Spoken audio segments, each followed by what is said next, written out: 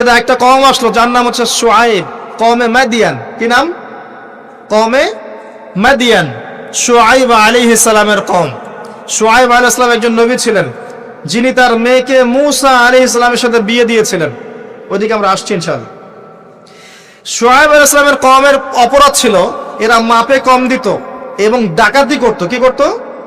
ডাকাতি। মাপে কম দেওয়া, ডাকাতি করার কারণে আল্লাহ পাক কি করলেন?